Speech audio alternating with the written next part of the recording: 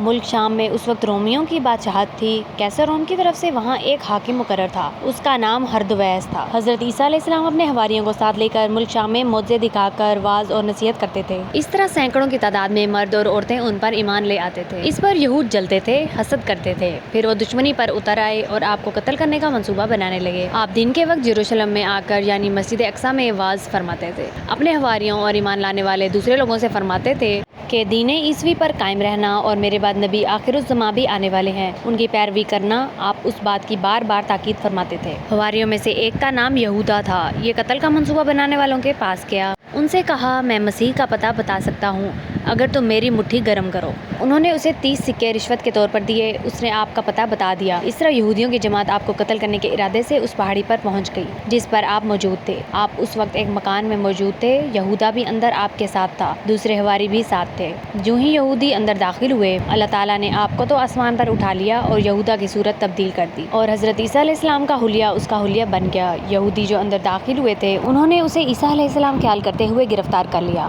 وہ لگا شور مچانے کہ میں عیسیٰ نہیں ہوں، میں تو وہ ہوں جس نے تمہیں یہاں کا پتہ بتایا تھا، مگر اب اس کی کون سنتا۔ انہوں نے اسے پکڑ کر سولی پر چڑھا دیا۔ اس بارے میں اللہ تعالیٰ فرماتے ہیں، اور ان یہود کے یہ کہنے کی وجہ سے ہم نے مسیح عیسیٰ بن مریم کو قتل کر دیا جو اللہ کا رسول تھا۔ حالانکہ واقعہ یہ ہے کہ نہ تو انہیں یہود نے قتل کیا اور نہ انہیں سولی دی، بلکہ ان پر واقعے کی حقیقت مشتبہ ہو گئی۔ اور جو لوگ یعنی یہود اور نصارہ عیسیٰ کے بارے میں اختلاف کر رہے ہیں، وہ دراصل اس کے متعلق شک میں پڑے ہوئے ہیں۔ ان اختلاف کرنے والوں کے پاس سوائے تخمینی باتوں کی پیروی کرنے کے اور کوئی صحیح علم نہیں۔ اور یہود نے یقیناً عیسیٰ کو قتل نہیں کیا، بلکہ اللہ تعالیٰ نے عیسیٰ علیہ السلام کو اپنی طرف اٹھا لیا، اور اللہ بڑی قوت اور بڑی حکمت والا ہے۔ اب جب انہوں نے یہودا کی لاش کو دیکھا تو کہنے لگے، اس کا چہرہ تو مسیح جیسا ہے اور جسم ہمارے ساتھی جیسا، چہرے کے علاوہ سارا بدن ہمارے ساتھی کا معلوم ہوتا ہے۔ کسی نے کہا، یہ مقتول اگر مسیح ہے تو ہمارا جو آدمی اندر گیا تھا وہ کہاں ہے، یعنی یہودا، اور اگر یہ ہمارا آدمی یہودا ہے تو مسیح کہاں گئے؟ اس شبے کو اللہ تعالیٰ نے فرمایا ہے کہ وہ شبے میں پڑ گئے۔ قرآن کریم کے اس بیان سے یہ بات واضح ہو گئی کہ یہودیوں نے دھوکے میں اپنے ہی آدمی کو مسیح سمجھ کر سولی پر لٹکایا تھا، اور حضرت مسیح علیہ السلام کو اللہ تعالیٰ نے آسمان پر اٹھا لیا، جیسا کہ اللہ تعالیٰ پہلے ہی وعدہ کر چکے تھے